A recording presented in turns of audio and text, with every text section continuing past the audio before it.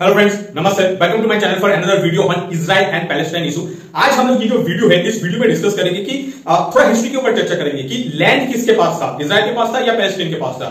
एथेंटिसिटी के हिसाब से पैलेस्टीनियन कौन है, वो अरब से, टर्क से या मंगोल से, हम उसके ऊपर भी चर्चा करेंगे। एट द सेम टाइम यहाँ पे जो ये जो वीडियो है, इस वीडियो में स्पेशली हम लोग चर्चा करेंगे ये तो 40 बच्चे को जिन्होंने पैलेस्टाइन ने स्पेशली हमास ने मार दिया है।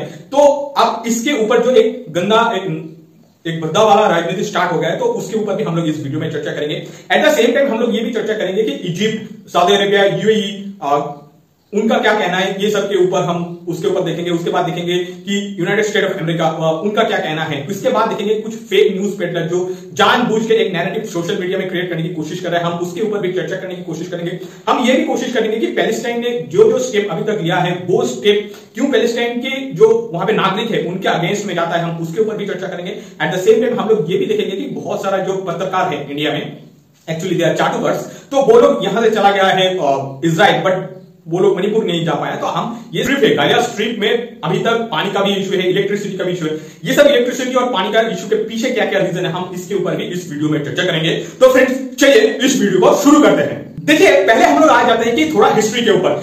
हिस्ट्री में देखिएगा कि ये जो पैलेस्टाइन हो या इजराइल एंड इसके बाद जो गाजा पट्टी है, ये जो एरिया है, ये एरिया किसके पास था पहले। देखिए, जब आप हिस्ट्री पढ़ेंगे ना, तो वहां पे आप देखेंगे कि पहले वहां पे रोमन एम्पायर था। रोमन एम्पायर था मतलब यही है कि वो जो एरिया है, वो एरिया एक्चुअली जूइश को बिलोंग करता था। ठीक है, रोमन एम्पायर में जूइश और क्रिश्चियन एक साथ रहता था। जेरूसलम के इस पार्ट में, मतलब जो यहाँ मतलब एक पैलेस्टाइन पार्ट है, मतलब वेस्ट बैंक जो एरिया है, वहां पे जनरली क्रिश्चियन रहता था, और इधर मतलब जो इजराइल की तरफ है, या इधर रहता था ज्यूज, ये रहता था। उस टाइम पे ज्यूज और क्रिश्चियन दोनों में ये झगड़ा होता था। ठीक है, जब रोमन एम्पायर डिक्लाइन की तरफ गया, तो उसके बाद वहां पे रेस हुआ कि ऑटोमन एम्पायर के अंडर ये जो एरिया था ना, जहां पे ये क्रिश्चियन रहता था, मतलब जो वेस्ट बैंक का area, Gaza area including Israel, यहाँ पे मुस्लिम स्टार्ट हुआ, मतलब मुस्लिम कम्युनिटी वहां पे राज करना स्टार्ट करता है। और उनको बहुत जगह पे ये होता है ना, क्रिश्चियन को मुस्लिम में कन्वर्ट भी कर दिया गया था। लेकिन वहां पे बहुत सारा जो जूइस था ना, तो उन लोगों को ऑटोमन एम्पायर के अंडर वो लोग चला गया यूरोप में। ठीक है, तो यही एक्चुअली लैंड का जो इश्यू है, या आप बोलिए लैंड का जो हिस्ट्री है, ये यही है। इसके बाद हम लोग आ जाते हैं कि देखिए, वो तो एथेंटिसिटी है, मतलब पैलेस्टाइन ये एग्जैक्टली है कौन। देखिए, बहुत ये थोड़ा डिबेटेबल टॉपिक है। बहुत जगह पे ये बोला जाता है कि पैलेस्टाइन सर अरब्स, बट मैं यहाँ पे एक वीडियो आप लोगों के साथ शेयर करना चाहूंगा कि वहां पे आप देखिएगा कि ये लोग बोल रहे हैं कि नहीं, Palestine are not exactly Arabs. क्यों? इसका रीजन वही है कि पैलेस्टाइन जहां पे है अभी, वहां पे क्या था, ऑटोमन एम्पायर का राज था। तो ऑटोमन एम्पायर का राज होने की वजह से क्या हुआ है कि वहां पे जो लोग रहता था, वो लोग एग्जैक्ट टर्क्स हो सकता है या मतलब मंगोल हो सकता है, लेकिन वो लोग अरब्स नहीं है। अरब्स का क्या मतलब है, वो लोग सऊदी अरेबिया या यूएई या यमन, ओमन और बहरीन, कतर, इसका पार्ट नहीं है। तो वो ये लोग बोल रहे हैं कि नहीं, वो लोग है कि वो टर्क्स है। जैसे आप इराक में देखिए, इराक, जॉर्डन, सीरिया, ये सब जब एरिया देखेंगे ना, तो ये लोग बोलता है कि हम लोग टर्क्स है। लेकिन बहुत बार क्या होता है कि सीरिया को बार बार ये जो अरब लीग के अंडर में कोशिश किया जाता है, तो इससे क्या होता है कि थोड़ा कंफ्यूजन होता है। बट इसका देखिए एग्जैक्ट पुष्टिकरण तो कोई किसी ने किया नहीं है, जिसका आप मान लीजिए, आप जितने मतलब जिसको क्या होता है, एक आपको नैरेटिव बिल्ड करना है, तो उसका कन्वीनियंस के हिसाब से वो लोग को एक बार बोल देते हैं कि तुम अरब्स हो, और बहुत बार बोला जाता है कि नहीं, आप लोग टर्क्स हो। तो ये थोड़ा कंफ्यूजन है। तो लैंड तो क्लियर है। इसके बाद आपको एथेंटिसिटी एकदम क्लियर है, मतलब जो रेस होता है वो भी क्लियर हो चुका है। बहुत रिलीजन में तो देखिए ऐसा एकदम पूरा क्लियर है। पैलेस्टाइन और मतलब वेस्ट बैंक की तरफ जो लोग रहता है, वो इस्लाम धर्म को मानता है।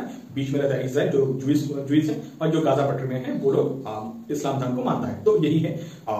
उसके बाद हम लोग आ जाते हैं कि देखिए, ये जो 40 बच्चे हैं जिनको एकदम जिंदा चला गया, तो इसके ऊपर क्यों राजनीति स्टार्ट हो चुका है। देखिए, अभी आपको ये मतलब अच्छा लगे या बुरा लगे, उससे तो देखिए इसमें कुछ फर्क नहीं पड़ेगा, लेकिन ये हकीकत है। लोग क्या कहते हैं, जिंदा जो इंसान है ना, उससे आप जितना राजनीति करके कुछ फायदा मिलेगा, मतलब जितना फायदा मिलेगा, उससे ज्यादा फायदा मिल जाता है कि आप शब्द के ऊपर राजनीति करेंगे। जैसे आपको मैं एग्जाम्पल देने के लिए, मतलब एग्जाम्पल के लिए बोलना चाहूंगा कि देखिए, आपको पता होगा कोविड के टाइम पे जो मतलब बहुत लोगों का ये इंटेंशन था कि लोगों को बचाना, लेकिन उससे भी जो ज्यादा उन लोगों को ये पड़ा था कि कितना लोग मर रहा है। अब जितना लोग मरेगा, उससे क्या होगा, गवर्नमेंट का उतना फेलियर आप गिना सकते हैं। उस टाइम पे देखिएगा कि ये जितना बड़ा यूट्यूबर आज जो हमास को सपोर्ट करता है, उस टाइम पे भी सेम चीज किया था। कोविड के टाइम पे भी वही हुआ था। कोविड के टाइम पे मतलब इतना लोग मर रहा है, तो इसका फेलियर आपको पता होगा। स्पेशली देखिएगा दिल्ली गवर्नमेंट, ये आम आदमी पार्टी, उस टाइम वो बोल रहा था ऑक्सीजन नहीं है। तो उसके पीछे रीजन यही है कि आप जितना फायदा एक जिंदा इंसान से उठा सकते हैं ना, उससे कई गुना ज्यादा फायदा उठा सकते हैं कि उनका सर के ऊपर या कोई मर जाए उस काउंट के ऊपर। आपको पता होगा ये जो बरखा दत्त भी उस टाइम पे एक वीडियो से जो सब बना रहा था तो उससे ऐसा पोर्ट्रेट कर रहा था कि गवर्नमेंट का जो मशीनरी है ना एकदम फेलियर जा चुका है।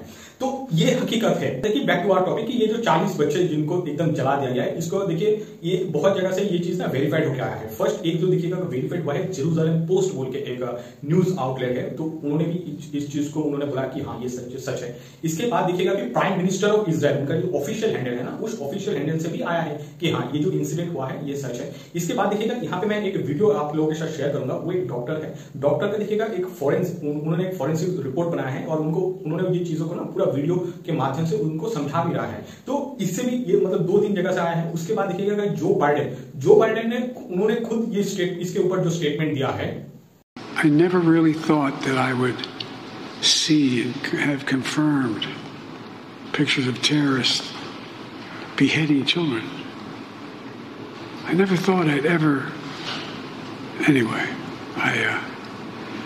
but there are countries in the region that are trying to be of some help, including Arab nations that are trying to be of some help. So, anyway. ये जो डॉक्टर का आप स्टेटमेंट देखिएगा ना, इस वीडियो को जब आप देखेंगे, और हाँ एक डिस्क्लोजर है, देखिए डिस्क्लोजर में यही मैं बोलना चाहूंगा, इसका जो वीडियो है ना इसका मैं ऑडियो ऑफ कर दिया हूँ। इसका पीछे रीजन यही है कि अदरवाइज ये कॉपीराइट स्ट्राइक आ जाएगा। लेकिन आप इस जो वीडियो के इसको ऊपर थोड़ा ध्यान से भी देखेंगे तो आपको ये पता चल जाएगा कि उन्होंने ये बोला है कि जो आप मान लीजिए जो एडल्ट है या आप बोल लीजिए जो बच्चे हैं, मतलब दोनों को क्या किया गया था, एक साथ रस्सी से बांधा गया था या कुछ कहीं से उनको टाई अप किया गया था। टाई अप करने के बाद उनको एकदम जिंदा जला दिया। और इन्होंने ये ऐसा नहीं कि जो बाइडेन बोल रहा है या जेरूसलम पोस्ट बोल रहा है या प्राइम मिनिस्टर ऑफ इजराइल, उन्होंने क्या किया है, ये जो इन्फॉर्मेशन था इसको मतलब एकदम करेक्ट है ये उन्होंने बोला है। और ये जो मैं आप लोगों के साथ इन्फॉर्मेशन शेयर कर रहा हूँ, ये इन्फॉर्मेशन एक्चुअली वैलिड है एंड वेरीफाइड है राइट। वो जो डॉक्टर का वीडियो है, अब वहां पे देखिएगा कि उन्होंने ये जो सब टेस्ट किया था ना, वो टेस्ट किया था जो उनका जो फॉरेंसिक लैब में उन्होंने ये चीज टेस्ट किया था, उसके बाद इसको कंफर्म किया था। अब इससे ऊपर देखिए राजनीति होना स्टार्ट कर दिया। जैसे मैंने आपको बोला था कि वो जो कोविड-19 का सेम एनालॉजी, ठीक है, आप जितना राजनीति से फायदा उठाना है ना, आपको क्या करना है, कोई मर गया उसके ऊपर आप देखिएगा राजनीति करना स्टार्ट कर दीजिए, देखिएगा आपको फायदा मिलना धीरे धीरे स्टार्ट हो जाएगा।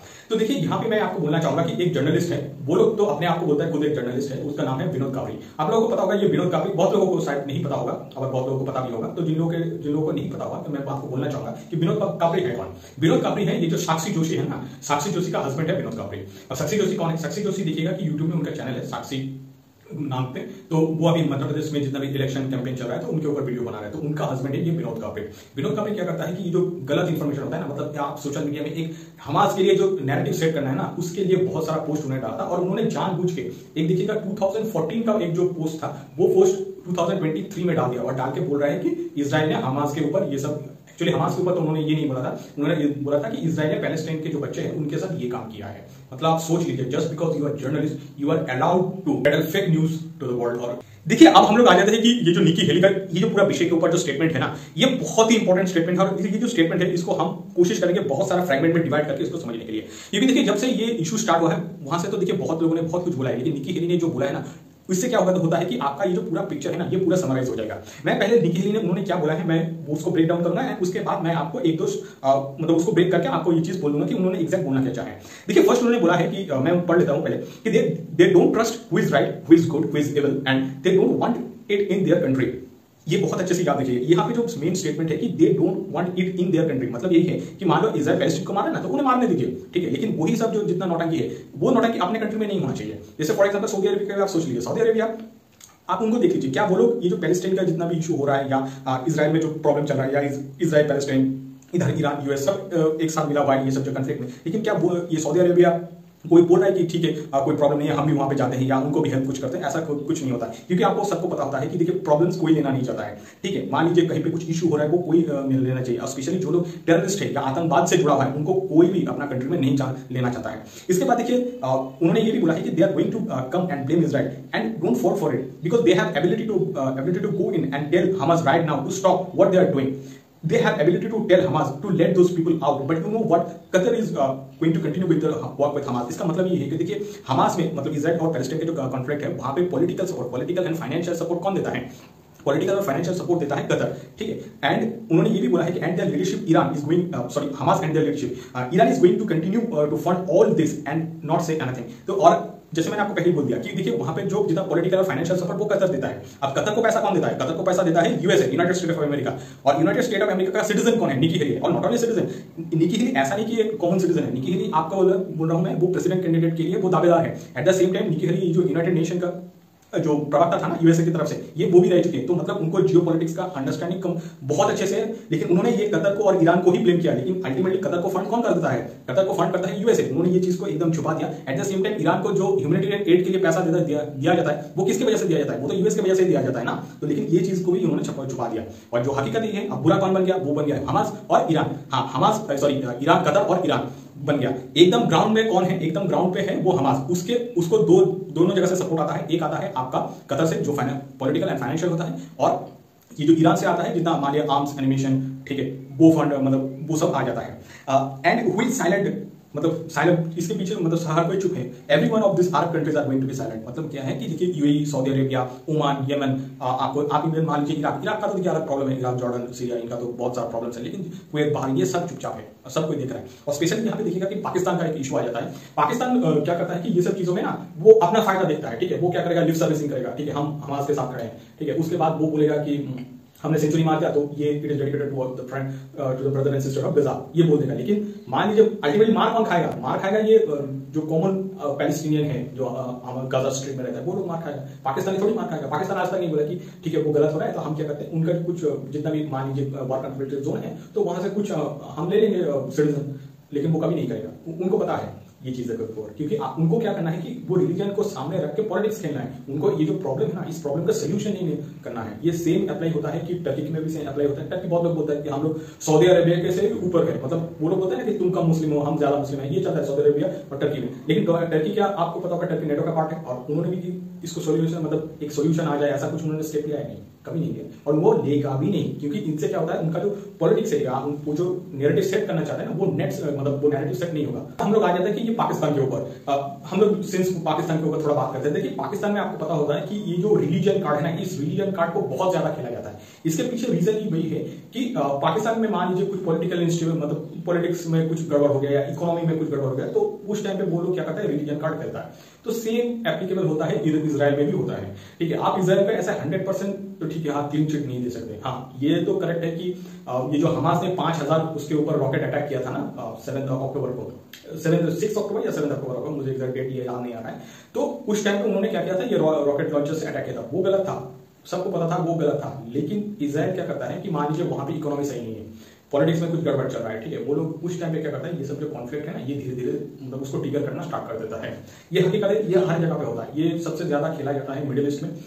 मिडिल ईस्ट में स्पेशली देखिए जहां पे डेमोक्रेसी है वहां पे ये चीज ज्यादा खेला जाता है। ये सबसे ज्यादा खेला जाता है टर्की में, उसके बाद खेला जाता है पाकिस्तान में और उसके बाद ये इजराइल में खेला जाता है। बाकी जगह पे देखिए आप इजिप्ट में तो कोई ऑप्शंस नहीं है क्योंकि वहां पे जो प्रेसिडेंट है वो पपेट ऑफ यूएसए है, ठीक है। आप इधर चले जाइए जॉर्डन में वो एक खिचड़ी बन चुका है, पता है इसको नहीं चल रहा है कि कौन चला रहा है। सीरिया में आपको पता होगा ईरान वहां पे है, उसके बाद ये बसद को सपोर्ट करता है, रशिया चाइना ये सब मिलकर सपोर्ट करता है, ठीक है। ईरान वहां पे प्रॉक्सी वॉर खेल रहा है। उसके बाद आपको पता होगा ये इराक तो देखिए छोड़ दीजिए क्योंकि उनको यूएसए ने इतना बॉम्ब मारा है तो वो भाग गया, ठीक है। इसके बाद Kuwait, Bahrain, Qatar, Saudi Arabia, UAE, यहाँ पे क्या होता है, ये मोनार्की है तो यहाँ पे डेमोक्रेसी का तो ऑप्शन है नहीं। तो ये जो प्रीटी पॉलिटिक्स है, ये प्रीटी पॉलिटिक्स कोई खेलता नहीं है। तो प्रीटी पॉलिटिक्स कहाँ खेला जाएगा, जहां पे डेमोक्रेसी है, मतलब जहां पे इलेक्शन होता है। तो इलेक्शन के टाइम पे ये सब चीज, ये जो पॉलिटिकल इंस्टेबिलिटी हो या इकोनॉमी में आप फेल करके तो आप ये सब चीजें करते हैं। इंडिया में भी ये जो जितना इशू होता है ना, हिंदू मुस्लिम का इशू के पीछे कौन रहता है? सामने तो देखिए हो सकता है कि बीजेपी रहता है या कांग्रेस रहता है, आम आदमी पार्टी रहता है, लेकिन पीछे कौन रहता है? पीछे रहता है आपका डीप स्टेट और ये जो सीसीपी, ठीक है, चाइनीज कम्युनिस्ट पार्टी, वो रहता है और डीप स्टेट ऑफ यूएसए, ये दोनों रहता है। ये दोनों क्या करता है कि मान लीजिए उनका कुछ फायदे के लिए कंफ्लिक्ट करवाना है ना, और कंफ्लिक्ट से मान लीजिए उनको कुछ फायदा है तो ये बैठ के करवाता है। देखिएगा इसके लिए मैं आपको एग्जांपल देना चाहूंगा कि सीसीपी फंड करता है कंप्लीटली जो कम्युनिस्ट पार्टी रहता है, कम्युनिस्ट पार्टी है, कम्युनिज्म के ऊपर जितना भी जर्नलिस्ट है उनको फंड करता है। डीप स्टेट किसको फंड करता है? डीप स्टेट स्पेशली फंड करता है ये आम आदमी पार्टी को, कांग्रेस को फंड करता है, इन लोगों को फंड करता है। यहाँ पे देखिएगा कि बहुत सारे लोगों को लग रहा है कि मान लीजिए हमास कुछ ये इजराइल जितना उन लोगों ने कैप्चर किया उनको छोड़ देने के बाद ये वॉर रुक जाएगा, ऐसा नहीं है। मतलब यहाँ पे ना इजराइल रुकेगा ना हमास रुकेगा, क्योंकि सब लोगों को पता है कि ये जो पूरा इंसिडेंट हुआ है ना, इस इंसिडेंट से मुझे कुछ ना कुछ फायदा यहाँ से निकालना है। और एक चीज मैं यहाँ पे बोलना चाहूंगा कि Hamas can not be destroyed. इसके पीछे रीजन यही है कि हमास को क्रिएट किसने किया? हमास को क्रिएट किया है यूएसए ने, ठीक है। उसके पीछे यूएसए खड़ा है। वो हो सकता है कि यूएसए इजराइल के मतलब साथ अभी खड़ा है, वो तो सबके सामने दिखता है, लेकिन एकदम आप होता है ना कि घर के अंदर या अंधकार में डार्क पेज में कौन खड़ा है? डार्क पेज में खड़ा हुआ है यूएसए, क्योंकि यूएसए हमास को भी सपोर्ट करता है, at the same time US Israel को सपोर्ट करता है। एक होता है दरवाजा के बाहर आप कर रहे हैं, एक होता है दरवाजा के अंदर कर रहे हैं। दरवाजा के अंदर मतलब आप मान लीजिए वो चार दीवारी के अंदर कर रहे हैं, तो वो हमास को वो लोग सपोर्ट करता है। और घर के बाहर मतलब जो लोगों को दिखाने के लिए कि हम लोग किसके साथ है, वो आपको दिखा देगा इजराइल के साथ है। लेकिन अल्टीमेटली यूएसए क्या करता है? इजराइल को भी सपोर्ट करता है, एट द सेम टाइम वो हमास को भी सपोर्ट करता है।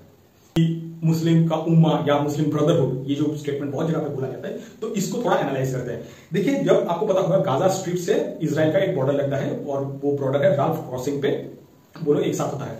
लेकिन वो जो एरिया है ना इजिप्ट से गाजा स्ट्रिप का, वहां पे आप देखेंगे कि ऑलमोस्ट 36 फीट का एक टॉल वॉल बना दिया गया है। ये वॉल किस लिए बना है? इतना ही मान लीजिए मुस्लिम ब्रदरहुड है या उम्मा का विषय है, तो आपने ये इजिप्ट में तो मुस्लिम रहता है, एट द सेम टाइम ये जो गाजा में भी मुस्लिम रहता है, तो दोनों मुस्लिम के बीच में ये दीवार किसने खड़ी कर दिया? ये क्वेश्चन किसी ने नहीं किया। और ये ऐसा नहीं कि मान लो 8 फीट 10 फीट का दीवार है, ऐसा नहीं है, वो तो एकदम 36 फीट का दीवार है और वो बहुत अच्छे से फेंसिंग भी है। मैं आपको यहाँ पे पिक्चर दे दूंगा, वहां पे देखिएगा कि बहुत अच्छा वहां फेंसिंग भी है।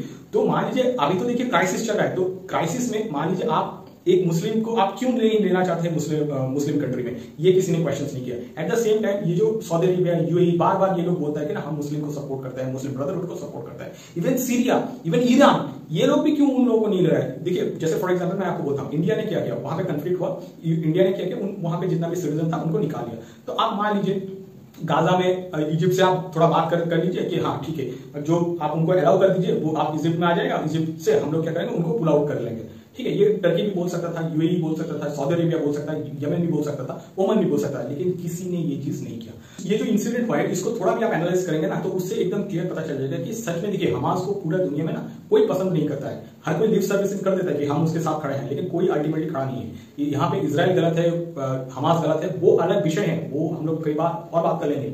लेकिन ये जो मुस्लिम ब्रदरहुड में जो धोखलापन है ना, या डबल स्टैंडर्ड है, या अपना कन्वीनियंस के हिसाब से जो बार बार स्टेटमेंट चेंज किया जाता है ना, ये बहुत गलत है। स्पेशली ये जो टर्की क्यों नहीं बोल रहा है कि हम हमास के साथ खड़ा है, तो इसकी वजह से हम लोग उन्हें फॉर टाइमिंग उन्हें ले लेते हैं। उसके बाद हम लोग क्या करेंगे, हमारा जो कंट्री है यहाँ पे हम लोग उनको रिफ्यूजी स्टेटस दे देंगे, या हम उन्हें बाद में जाकर सिटीजनशिप दे देंगे। किसी ने ये स्टेट बोला है? कोई नहीं बोला। इवन आप देखिएगा जो रेडिकलाइज्ड कंट्री है ना, स्पेशली पाकिस्तान में भी ये नहीं बोला। पाकिस्तान ने सिर्फ ये बोला कि हम खड़े हैं, उसके चक्कर में उन्होंने क्या किया, ये पूरा रैली निकाल रहा है, लेकिन किसी ने ये नहीं बोला। इवन आप देखिएगा सबसे जो पॉपुलर मुस्लिम कंट्री है वो है इंडोनेशिया। इंडोनेशिया पूरा जो ये विषय में चुप है, वो ना उधर जा रहा है ना इधर जा रहा है। इवन बांग्लादेश भी आपको पता होगा, ये कुछ नहीं कर रहा है। तो बोलने का तात्पर्य है, मान लो सबको पता है कि यू आर अ टेररिस्ट, और टेररिस्ट को क्या करता है, कोई भी अपना कंट्री में जगह नहीं देता है। ये हकीकत है, ये सच्चाई है। और ये जो मुस्लिम उम्मा, मुस्लिम ब्रदरहुड, ये सब पूरा धोखलापन है। अब देखिए, हम लोग बात कर रहे थे ये जो वाटर का इशू है, या आप मान लीजिए इलेक्ट्रिसिटी का जो इशू है जो गाजा एरिया में, तो वहां पे क्या प्रॉब्लम है। देखिए, अकॉर्डिंग टू यूनाइटेड नेशन, या मान लीजिए जितना भी आप बोलिए एनजीओ टाइप का होता है यूनाइटेड नेशन का, तो उन्होंने पैसा दिया था हमास को, मतलब पैलेस्टाइन का जो गाजा स्ट्रिप में रहता है, उन लोगों के लिए एक पैसा आता है, वो आता है फॉर वाटर। अब उन लोगों ने क्या किया कि पानी का जो पाइप बनता है ना, वो उस पाइप में क्या किया उन लोगों ने, उस पाइप को रॉकेट लॉन्चर की तरह यूज करना स्टार्ट कर दिया। मतलब वहां से जो आप रॉकेट लॉन्च होता है ना इजराइल की तरफ, वो उस टाइम पे वो जो पानी का पाइप आता है, वो पानी का पाइप ही यूज किया जाता है। आपको पता होगा जनरली पानी का पाइप तो उतना स्ट्रॉन्ग नहीं होता है, लेकिन उन लोगों ने क्या किया है, वो सब यूज करके रॉकेट लॉन्च करता है। मतलब जो पैसा दिया जाता था आपको पानी पहुंचाने के लिए एक तरफ से दूसरी तरफ, तो उन लोगों ने क्या किया, वो जो पार्ट था उसको उन्होंने मॉडिफाई कर दिया, इंजीनियरिंग करके उन्होंने क्या किया, उसको रॉकेट लॉन्चर बना दिया, और उस रॉकेट लॉन्चर से वो क्या करता है, इजराइल के ऊपर बॉम्बिंग करता है। अब सोच लीजिए इतना नीचे तक ये लोग गिर चुका है। इसके बाद देखिएगा ये इलेक्ट्रिसिटी का इशू है। देखिए, बहुत दिनों से ये जंग चल रहा है, बहुत जगह पे ये बोल रहा है कि इलेक्ट्रिसिटी वहां पे नहीं है या इलेक्ट्रिसिटी जा चुका है, लेकिन जब वहां से देखिएगा कि बहुत सारा पोस्ट आ रहा है, या मान लीजिए कुछ वीडियोस वहां से आ रहे हैं, तो वो कैसे आ रहा है, आपके पास इलेक्ट्रिसिटी नहीं है तो वो आ कैसे रहा है, मतलब बैटरी से आप कितना चला पाएंगे। आपके पास बेसिक इलेक्ट्रिसिटी नहीं है कि आपके नहीं है, लेकिन आप बोल रहे हैं कि आपका जो बैटरी टेक्नोलॉजी है वो बहुत अच्छा टेक्नोलॉजी है, ये कैसे हो सकता है, ऐसा नहीं हो सकता। बैटरी को भी चार्ज करना पड़ता है। सिमिलर इसके लिए भी और सिंपलिस्ट वे से आप इसको समझ लीजिए। मान लीजिए आपके पास मोबाइल है, मोबाइल में बैटरी लगा होता है, लेकिन उस बैटरी को भी तो चार्ज करना चाहिए, मतलब चार्ज करना पड़ता है। उस चार्जिंग के लिए तो आपको इलेक्ट्रिसिटी चाहिए। तो आप ये जो बोल रहे हैं कि वहां पे इलेक्ट्रिसिटी नहीं है, तो आप और उसके बाद जितना वीडियोस निकल रहा है, उसके बाद बहुत सारा पिक्चर्स वहां से निकल के आ रहा है, तो वो वीडियो पिक्चर कैसे आ रहा है, ठीक है। आप मान लीजिए ये जो स्टेटमेंट है, ठीक है, आप मान लेते हैं कि ये जो स्टेटमेंट है इलेक्ट्रिसिटी वहां पे नहीं है, तो फिर वो जो वीडियोस एंड पिक्चर्स कहां से आ रहा है, वो वहां से आ रहा है। तो मतलब ये क्या है, वो फेक न्यूज, फेक वीडियो है या फेक इमेजेस है, वो सर्कुलेट हो रहा है, ठीक है। तो ये एक नैरेटिव हो सकता है, और एक नैरेटिव है आप झूठ बोल रहे हैं, ठीक है। ये दो ही नैरेटिव हो सकता है। इसके बाद हम लोग इसके ऊपर बात कर लेते हैं कि ये जो मुस्लिम ब्रदरहुड या बोल लीजिए हमास ये जो प्रॉब्लम को सॉल्व क्यों नहीं करता है। हमास क्यों ये नहीं बोलता कि हमने जितना इजराइल को हॉस्टेज बनाया है उस हॉस्टेज को हम लोग सब छोड़ रहे हैं, ठीक है। हमें क्योंकि वॉर में नहीं जाना है, हम नहीं चाहते कि हमारे साथ इतना खराब सिचुएशन हो। लेकिन हकीकत यही है कि हमास भी खुद ये नहीं चाहता है कि हम जो जितना भी हॉस्टेज हमने पकड़ के रखा है उसको छोड़ देंगे, या उन्होंने जितना भी महिला का गलत तरीके से उनको अगवा किया गया है, अबडक्ट किया है, तो उनको नहीं छोड़ना चाहता। इसके पीछे रीजन यही है कि ये लोग छोड़ना ही कभी नहीं चाहता है, ठीक है। ये लोग कभी चाहता भी नहीं कि खुद का जो पीपल है, जो पैलेस्टीनियन है, जो कॉमन पैलेस्टीनियन, उनको मतलब किसी तरह सुरक्षित रखा जाए। ये इनका ऑब्जेक्टिव है नहीं। इनका जो मेन ऑब्जेक्टिव है वो है कि पैलेस्टीनियन को सामने रख के जितना इन्हें मार पड़ेगा उतना क्या होता है कि ये जो पूरा वर्ल्ड में एक नैरेटिव बिल्ड होता है, उस नैरेटिव बिल्ड से क्या होता है, नैरेटिव से एक सिंपैथी जनरेट होता है। उस सिंपैथी के आड़ में हम लोग जितना गलत काम कर सकते हैं, जैसे लोग लड़कियों को उठा के उनका रेप किया गया, या बच्चे को भी बहुत जगह पर रेप किया गया था, उनको जलाया भी गया था उसके बाद, तो हम लोग ये सब चीजें कर सकते थे। मतलब यही है कि ये लोग कोशिश ये करता है कि जितना भी पैलेस्टीनियन है उस पैलेस्टीनियन को एक ह्यूमन शील्ड की तरह यूज किया जा सकता है, कि वो लोग ऐसा सिचुएशन ढूंढता है। पूरा इजराइल और पैलेस्टीन के कॉन्फ्लिक्ट में जो चीज वहां पे हो रहा है वो बहुत ही गलत चीज हो रहा है। स्पेशली देखिएगा कि ये जो वुमेन को उठा के ले जाना, उनके साथ दुर्व्यवहार करना, उनका रेप करना, उनको मारना, उसके बाद उनके साथ जो दुष्कर्म किया जाता है वो गलत तरीके से दुष्कर्म किया जाता है। वो बहुत ही मतलब मैंने यहाँ पे बहुत चीज बोलना नहीं चाहता, मतलब उनका देखिएगा ये जो पीछे है वहां पे ब्लड है, आप समझ जाइए मैं क्या बोलना चाहता हूँ। तो देखिए ये सब चीज होता है। एट द सेम टाइम देखिएगा बच्चों के साथ, इवन बच्चों के साथ भी बहुत बहुत गलत चीज होता है। तो इसके वजह से देखिएगा कि ये जो इंडिया में सतीदाह प्रथा या जो जौहर होता था, तो इसके पीछे रीजन भी वही था कि अभी जो रेडिकलाइज्ड इस्लाम है ना, रेडिकलाइज्ड इस्लाम जो लोग काफी आप लोगों को काफी समझता है, तो मतलब जो लोग नॉन बिलीवर है उनके साथ यही काम करता है, जो रेडिकलाइज्ड इस्लाम को फॉलो करता है। इसके बाद देखिएगा कि आप लोगों में से बहुत सारे लोगों को ये जो कश्मीर में जो इशू हुआ था ना 1990 में, वो पता नहीं होता है, या आप मान लीजिए बाबर के टाइम में, अकबर के टाइम पे, शाहजहां औरंगजेब के टाइम पे उनका जो राज कैसा चलता था, मतलब गवर्नेंस के हिसाब से। तो हो सकता है कि बहुत लोग आप उसको एक्सपीरियंस नहीं किया, बहुत लोगों को क्या होता है कि उनको उतना पता नहीं होता है हिस्ट्री के बारे में। लेकिन आप जब ये जो इजराइल और पैलेस्टीन का जो कॉन्फ्लिक्ट चल रहा है ना, तो इससे एकदम आपको पता चल जाएगा कि बाबर कैसा था, औरंगजेब कैसा था, उनका गवर्नेंस का तरीका कैसा था, अकबर का क्यों 300 बीबियां था। देखिए अकबर का तो बहुत जगह पे बीबी बोले थे, उनके पास जो उनका बीबी दास दासी, या आप बोल लीजिए सिंपली, मैं वर्ड तो बोलना नहीं चाहता हूं यहाँ पे, स्पेशली वो बोला जाता है उपवस्त्र, ऐसा आप सोच लीजिए क्या मैं बोलना चाहता हूँ। तो टोटल उनका पास था 5000 में ओनली 300 आर अकबर्स वाइफ, ठीक है। तो अकबर का बीबी सिर्फ 300 था, लेकिन उनके पास ये सब मिला के टोटल 5000 था। तो उनके साथ क्या होता था, क्यों हम हिंदू लोग जाके जौहर कर लेते हैं, तो ये सब आपको ना एकदम क्लियरली पता चल जाएगा जब ये इजराइल और पैलेस्टीन का कॉन्फ्लिक्ट को सही से एनालाइज करेंगे। नाउ जितना भी लेफ्टिस्ट मीडिया है या ल्यूटेड मीडिया है, या आप बोल लीजिए जो चाटुकार आराम से ये चीजों को छुपा रहा है। क्यों छुपा रहा है, इसके पीछे रीजन यही है, वो लोग डरता है। वो कभी आप नरेंद्र मोदी से या सुप्रीम कोर्ट से वो कभी नहीं डरेगा, वो डरता है ये जो रेडिकलाइज्ड पार्ट है या रेडिकलाइज्ड सेक्शन ऑफ सोसाइटी है, उनसे जो डरता है। तो इसके वजह से क्या होता है कि वो लोग क्या करता है, अपना जो कन्वीनियंट के हिसाब से नैरेटिव बिल्ड करना स्टार्ट कर देता है। तो यही सच्चाई है। स्पेशली देखिएगा ये जो विनोद खत्री या साक्षी जोशी, ये डरा हुआ है। डरा होने की वजह से क्या करता है, ये लोग क्या वो जो एक गलत नैरेटिव सेट करता है। और जितना भी स्पेशली हिंदू को देखिए, मुस्लिम का तो ठीक है, आप अपने ब्रदरहुड के साथ है, लेकिन हिंदू क्यों करता है, हिंदू इसलिए करता है क्योंकि वो लोग डरता है। उनका जो फैन है ना, वो fan most of them are radicalized होता है। अब रेडिकलाइजेशन इतना गलत वे से जा उससे क्या होता है कि वो उसके बाद बहुत ताकत है कि आपको वो डिस्ट्रॉय कर सकता है या आपको वो हर्ट कर सकता है। तो इसके लिए ये जो विनोद खत्री हो गया या आकाश बनर्जी, छोकराटी, जो भी है, ये लोग क्या करता है कि उस हिसाब से नैरेटिव सेट करता है। और नैरेटिव सेट करने का मैं बोलता हूँ उनका ऑब्जेक्टिव यही है कि वो लोग ऐसा नहीं कि वो सच के साथ जाना चाहते हैं, नहीं, वो लोग ये कोशिश करता है कि हम सेफ रहे। तो इसके वजह से वो लोग बार बार ये हमास को सपोर्ट करता है। इवन एवरीवन नोस कि वो लोग एक टेररिस्ट है, even including Saudi Arabia, UAE, Turkey, सबको पता है कि वो लोग टेररिस्ट है। लेकिन ये लोग क्या करता है कि वो लोग हमास को ऐसे पोर्ट्रेट करता है कि नहीं, वो एक कॉमन पैलेस्टाइन है। No, they are not common Palestine. तो इससे ये भी चीज आपको पता चल जाएगा कि देखिए, मान लीजिए ये जो ब्रदरहुड का कंसेप्ट कब आता है? ब्रदरहुड का कंसेप्ट तभी आता है, मान लीजिए आप जो नॉन बिलीवर है या आप बोल लीजिए काफिर है, उसको मारना, उसको कत्ल करना, उनका जो बहू है, बेटी है, उनके साथ रेप करना। तो उस टाइम पे ये मुस्लिम उम्मा या ब्रदरहुड का कंसेप्ट आता है। मान लीजिए जब आपका टेररिज्म में टेररिज्म की वजह से आपको 10 थप्पड़ पड़ गया, तब क्या करेंगे आप? तब ये सब जो मुस्लिम ब्रदरहुड या उम्मा, ये सब आप कभी नहीं करेंगे। इसके बाद देखिए, जब आपके पास कुछ डिफिकल्ट टाइम्स हो जाता है ना, तो डिफिकल्ट टाइम्स में आप क्या करते हैं कि ये जो ब्रदरहुड है या आप मान लीजिए उम्मा का चुम्मा, ये सब आप बंद कर देते हैं।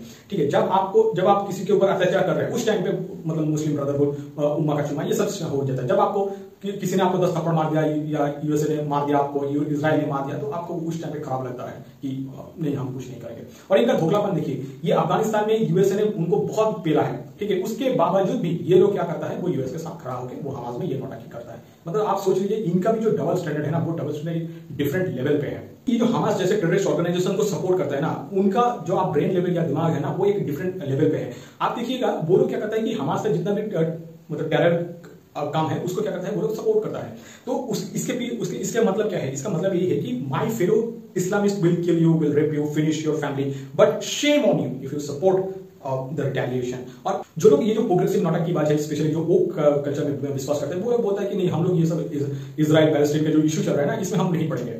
देखिए, इसका भी एक ड्रॉबैक है, मैं आपको बोलता हूं कि you may not have interest in Islam, ठीक है, but Islam has interested in you as you are काफिर और नॉन बिलीवर। ये सच्चाई है। Now with this thing, let's wrap up this video for today. Thank you guys for watching this video till the end. आपसे मुलाकात होगा next video पे। Till then, bye bye.